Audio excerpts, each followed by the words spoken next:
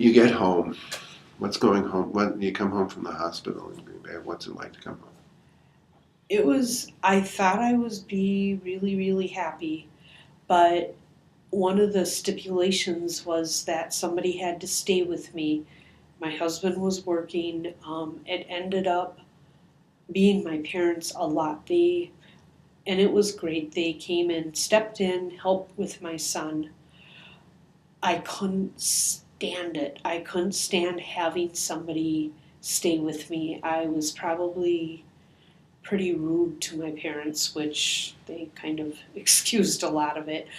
I called, and then if they had to go home or had to do something else, then my husband had to arrange for someone else to come in, and I called them my keepers, babysitters. I didn't feel like my home was my own, and I would take a lot of bubble baths just because I could go up into my own bathroom, shut the doors, no one bothered me, and I was literally turning myself into a prune at times because a lot of it is, especially my mother, she wanted to help. I know she had the right idea, but it seemed like she wouldn't leave me alone and would follow me around the house, would worry about I was going to do this, do that. And it's like, you couldn't watch the news on TV without them making comments about stuff. And I had a problem following it anyways. I got into watching Dr. Phil over, and I would tape it and just watch it, which I don't know why.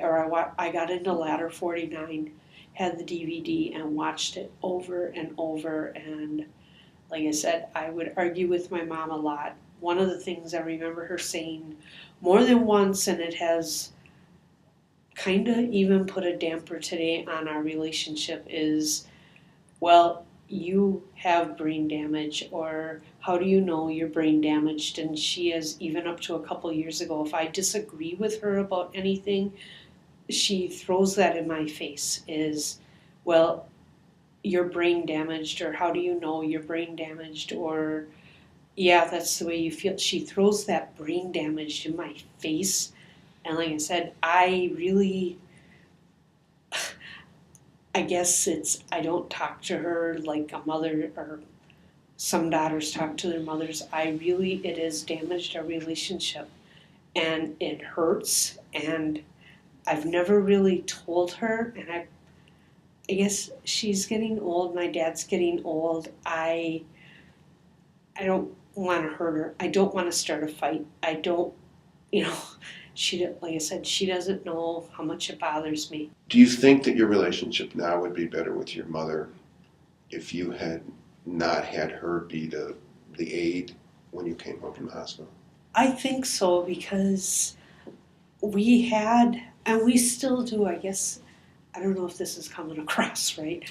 Um, Probably because a lot of it is, I felt like I was being judged and just watched constantly, and I would ask, what am I doing wrong? What did I do wrong?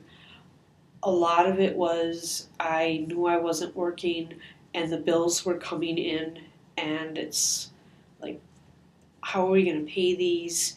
And my mom would just say, well, God's going to provide. And I know it's like, yeah, whatever. And I was online quite a bit, and actually online with my boss quite a bit through AIM. And she would come in and say, you're not going back to work. You are brain damaged. You are never going to work. Why are you bothering? And it's like, just so negative about everything.